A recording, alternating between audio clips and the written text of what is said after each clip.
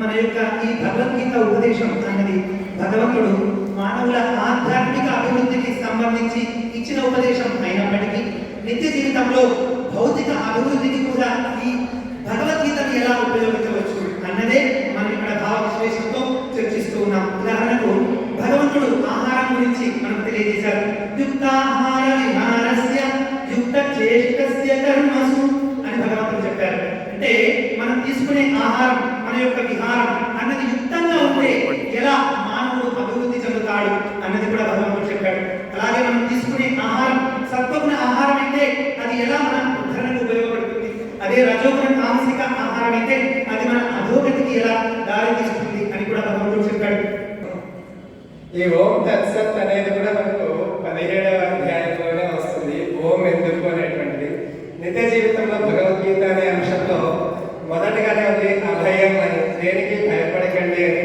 అలాగే గుణాతీతటువంటి స్థితిని మనం ఎలా పొందాలి అనేటువంటి విషయాన్ని, ప్రతి విషయంలో కూడా సత్వగుణమైన రజోగుణమైన మనం ఎక్కడ ఉన్నామో ఎక్కడి నుంచి ఎక్కడికి వెళ్ళాలి అనేటువంటి విషయాన్ని పిల్లల స్థాయి నుంచి ఇప్పటి నుంచే మనం తెలుసుకోగలిగితే సమాజం ఇంకా ఎంత గొప్పగా అభివృద్ధి చెందుతుంది అనేటువంటి విషయాన్ని భగవద్గీత నిత్యము మనం ఆచరణలో ఉంచుకోవాల్సినటువంటి అనుష్ఠాన గ్రంథము అనేటువంటి విషయం తెలుసు. పండిత సమదర్శన అని అందరిలో ఒకే ఆత్మ తత్వాన్ని చూడడం. వేదాంత నియమంలో శంకరాచార్యులు చెప్పినట్టు అభేద దర్శనం, భేదం ఉంది అని చూడటమే మనకు సమస్యలన్నింటినీ కారణం.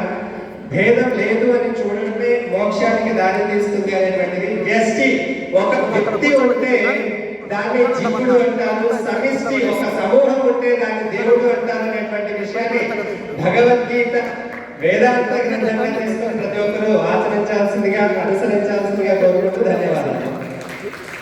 ఆధ్యాత్మికత మన నిత్య జీవనంలో అందరూ కూడా మన సాంసారిక విషయాల పట్ల ముందుకు సాగుతున్నారు. కానీ ఎంత సంసారంలో ఉన్నా కూడా ఎప్పుడు బాధలే ఉన్నాయి. సంతోషం, ఆనందం అనేది ఎక్కడా లేదు. కానీ శాశ్వత ఆనందాన్ని ఇచ్చేది ఆత్మ విచారణ, అలౌకిక విద్య అని చెప్పి భగవద్గీత మనకు మార్గనిర్దేశనం చేస్తుంది, మనల్ని జాగృతం చేస్తుంది, మనం లక్ష్యాన్ని గుర్తు చేస్తుంది.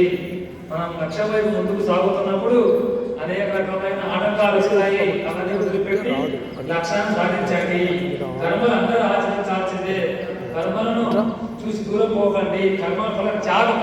కర్మను ఆచరించి దాని మీద ఉండే కర్మ ఫలితం మీద క్రాంతిని వదిలిపెట్టి జీవితంలో ముందుకు సాగండి అని చెప్పి మన వాళ్ళు చెప్పినారు. ఉపనిషత్తుల సారాంశమే భగవద్గీత. సంక్షిప్త రూపం. ఉపనిషత్తులు మనం చదువుకోలేము. 108 ఉపనిషత్తులు ఉన్నాయి, 1000 ఉపనిషత్తులు ఉన్నాయి. అవన్నీ చదవలేము. కానీ వేదాల సారమంతా కూడా భగవద్గీతలో ఉంది. అటువంటి భగవద్గీతను కృష్ణ పరమాత్మ అర్జునుడు అంటే ఎవరో కాదు, మనమే. మాయామోహంలో ఉండే మనమందరం కూడా అర్జునులమే.